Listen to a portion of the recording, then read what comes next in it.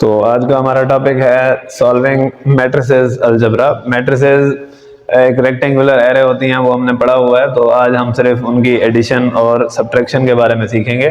तो सिर्फ एडिशन और सब्ट्रैक्शन, मल्टीप्लिकेशन अगले लेक्चर में कवर करेंगे। तो गिवन हमारे पास टू मैट्रिसेस हैं। अगर आपको मैट्रिसेस का नहीं आइडिया, तो मैट्रिसेस की एप्लीकेशंस होती हैं, रियल लाइफ में भी होती हैं, फाइनेंस से रिलेटेड और ट्रैफिक मैनेजमेंट के रिलेटेड।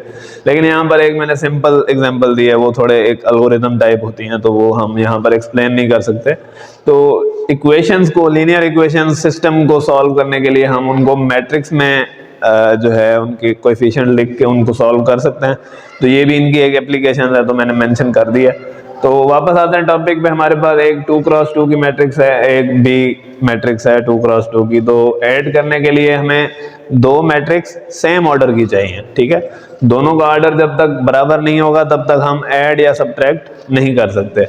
तो इसमें नंबर ऑफ रोज भी सेम होनी चाहिए और नंबर ऑफ कॉलम्स भी सेम होने चाहिए, ठीक है। तो ये हॉरिजॉन्टल लाइंस जो हैं वो रोज हैं और वर्टिकल जो लाइंस हैं वो क्या हैं, कॉलम्स हैं, ठीक है। तो यहाँ पर दो रोज हैं, दो कॉलम है, इधर भी दो रोज हैं, दो कॉलम है।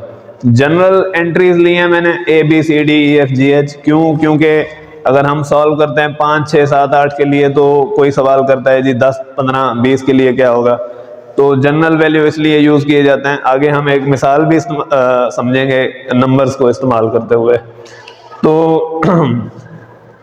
A और B को अब हमने ऐड करना है, तो मैंने A + B लिख दिया। जैसे नॉर्मल नंबर्स ऐड होते हैं, 2 + 3 करते हैं, 5 + 3 करते हैं, तो मैट्रिसेस की अलजेब्रा भी उसी तरह के A और B को ऐड करना है, बीच में प्लस की निशानी है। तो मैंने A की वैल्यू लिख दी और B की वैल्यू भी लिख दी, तो बीच में प्लस की साइन आ गई। होगा क्या कि जब हमने दोनों को इकट्ठे ऐड करना है तो क्या होगा कि पहली एंट्री पहली में ऐड होगी।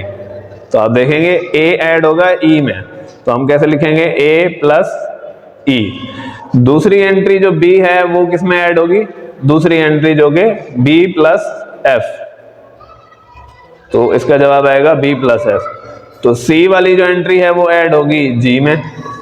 तो जहां पर वो एंट्री है जो करस्पॉन्डिंग पोजीशन है पहली मैट्रिक्स में एंट्री की, तो उसी को ऐड करते हैं दूसरी मैट्रिक्स की सिमिलर पोजीशन वाले नंबर में।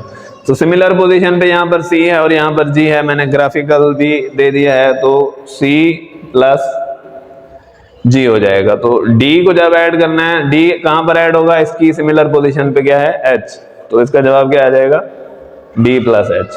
क्योंकि ये नंबर्स नहीं है तो आपस में ऐड नहीं हो सकते, तो जनरल वैल्यूज के लिए आप इसी तरह करेंगे। अगर यहाँ पर नंबर भी होता तो 2 को ऐड करते 3 में, यहाँ पर जो भी वैल्यूज होते आप उनके हिसाब से सॉल्व कर सकते थे।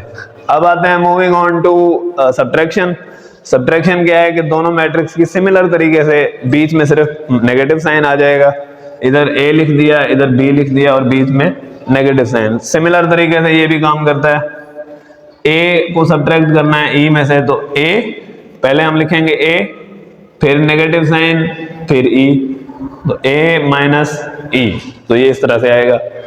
फिर B आएगा यहाँ पर, तो B negative sign F, C negative sign G और D नेगेटिव साइन H।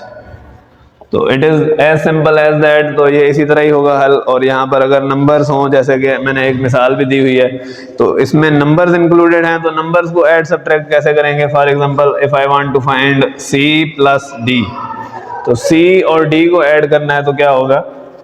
तो मैं पहले C लिख लूंगा। C और D लिखा हुआ है, अगर हम डायरेक्टली ऐड करते हैं, फॉर एग्जांपल आप 2 ऐड करते हैं D के -1 में, तो क्या आ जाएगा? 2 + -1। पहले मैंने C की वैल्यू लिखी 2, बीच में प्लस का साइन दिया और बाद में D की वैल्यू लिख दी जो कि -1 थी। बाद में क्या होगा? उसके बाद 3 + 0। सो पहले C की एंट्री आएगी और उसके बाद प्लस की साइन और फिर D की एंट्री। फिर ऐसे ही 4 + 2, इसी तरह 5 + 6, क्योंकि ये 5 कहाँ पर ऐड होगा? 6 में, और 4 कहाँ पर ऐड होगा? 2 में। ठीक हो गया।